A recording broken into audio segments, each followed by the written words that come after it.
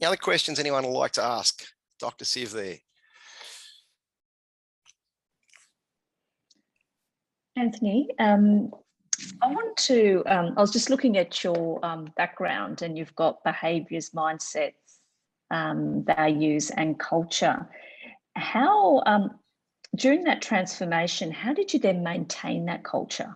So how do you make it sustainable? I think that's one of the challenges is you can't, it can't be an idea of the week. You know, you absolutely, and it's hard work, particularly when things get difficult. You know, you can't get grumpy with people. You can't, you know, fly into the factory and start shouting at people. And you've got to just stick with it because you've made that decision that you're going to let people talk.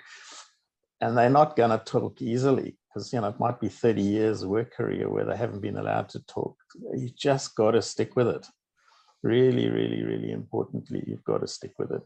And that's the only way to make it sustainable is it's the way we do things around here from today.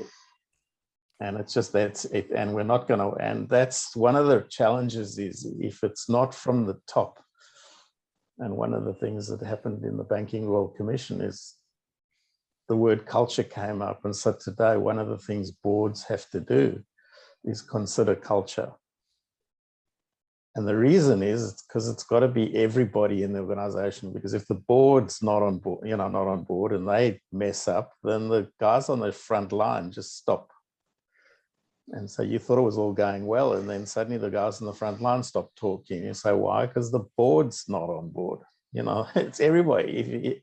And that's the real challenge is how do you get everybody?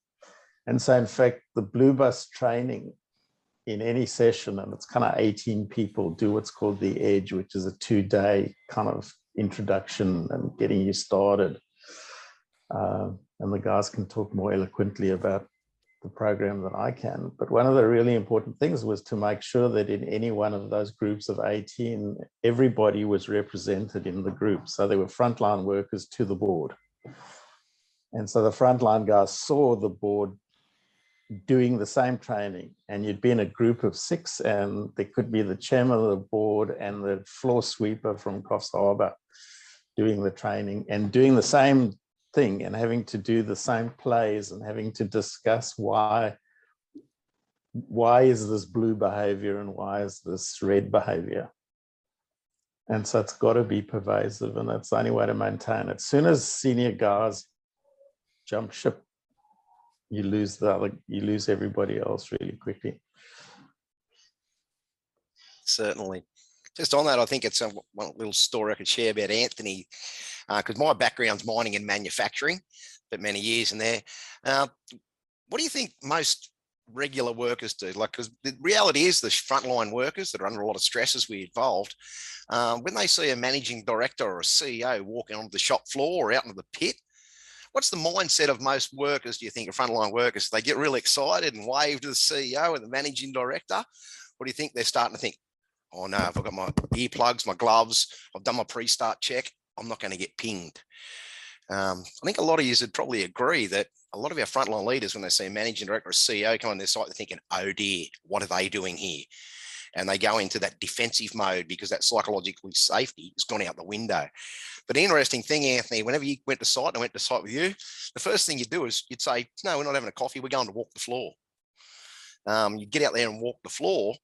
And I was always surprised at the connections you had. You were able to talk about people's wives, their kids, what they did as a pastime. And as a result, when you walked out on the floor, people actually down tools. They got this big smile and they started waving and walking towards you.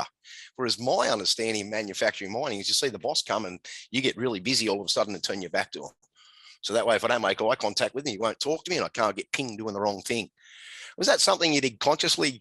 Because I've seen it go the other way a lot. Was that something you did consciously? Or is it part of the model, do you think, to turn those C connections today? Or you share a bit about that with us? Absolutely. It's you got to, you know, to show that you're listening, you know, and also give them time to talk.